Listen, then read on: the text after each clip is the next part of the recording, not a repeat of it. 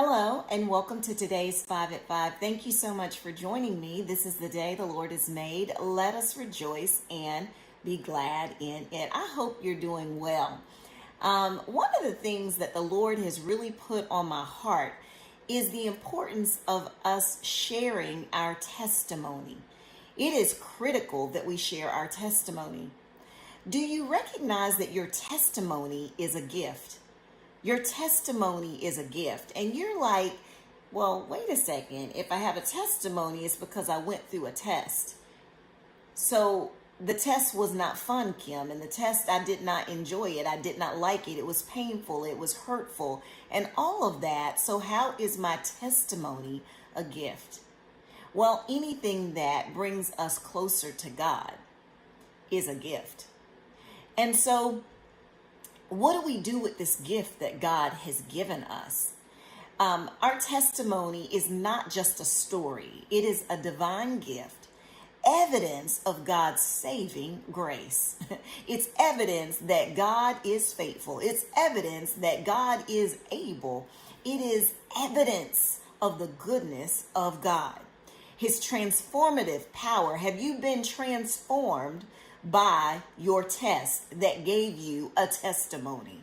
How have you been transformed? And the faithfulness of God is evident in your life, isn't it? It's evident in your life through that testimony.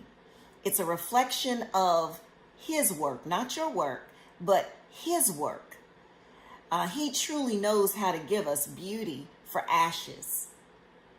And so what do we do with this testimony? It is meant to glorify, not you, but to glorify God. So our testimony is a gift.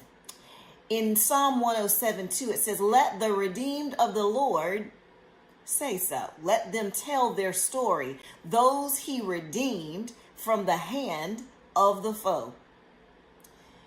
I want us to embrace our testimony as a treasure from God. Embrace it. Embrace it. Reflect on how God's hand has been evident in your life. Do you see evidence as you look back over your life? Do you see evidence? Well, why don't you thank Him by using your story, using it to bring Him glory? Ask yourself today, this is the question for us to ask ourselves. Am I treating my testimony as a gift, or am I minimizing its value? I was thinking one day, if everybody shared their testimony, do you know how many people would be encouraged, set free, delivered, because they would have hope to know that if He's done it for you, He can do it for me? I think there's value in testimonial services, like, where people are able to testify of the goodness of God. We're living in a time where people are hurting. People are going through. People don't know which way to turn.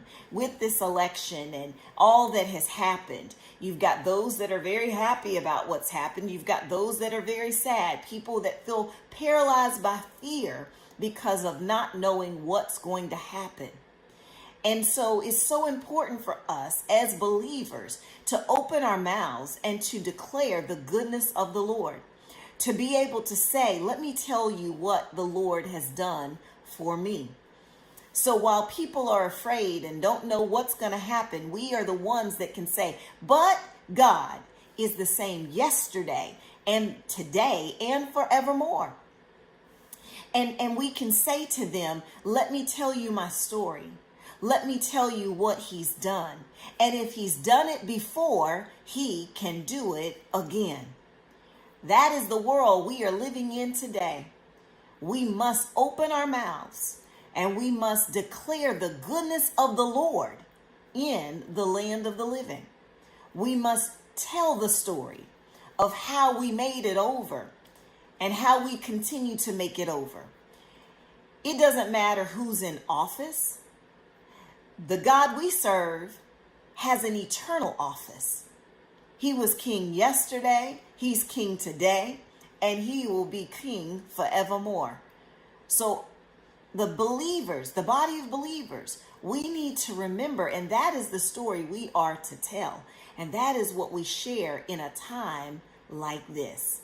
I pray that you will take this word to heart. Share your testimony. Open your mouth. It has value. Remember, your testimony is a gift. Well, I look forward to seeing you on the next 5 at 5. Be blessed.